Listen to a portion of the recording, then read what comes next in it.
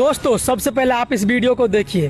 सत्ता में आने के लिए मुसलमानों की कोई जरूरत नहीं है, व्यवस्था को बदलने के लिए मुसलमानों की जरूरत है। ये कह रहे हैं कि सत्ता में आने के लिए मुसलमानों की कोई जरूरत नहीं है, साथ में ये भी कह रहे हैं कि चुनाव जीतने के लिए भी मुसलमानों की कोई जरूरत नहीं है। हमने डंके की चोट पर कहा है कि चुनाव जीतने के लिए मुसलमानों की कोई जरूरत नहीं है।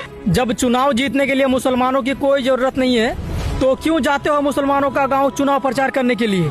और आजकल देख रहे हैं जनसुराज की रैली में सबसे ज्यादा मुसलमान होते हैं। कुछ दिनों से प्रशांत किशोर का जो जनसुराज पार्टी का प्रचार बहुत जोर शोर से हो रहा है और इसमें सबसे ज्यादा प्रभावित हमारे मुस्लिम भाई हो रहे हैं। तो मैं अपने मुस्लिम भाइयों को कहना चाहता हूँ कि प्रशांत किशोर की मानसिकता ठीक नहीं लग रहा है।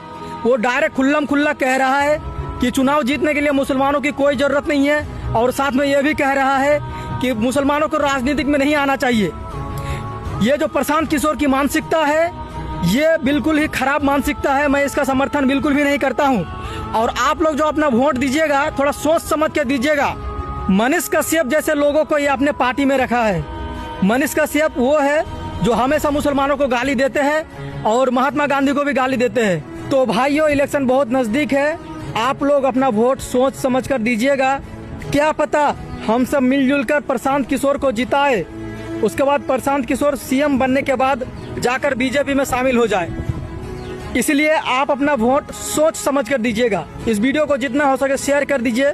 धन्यवाद।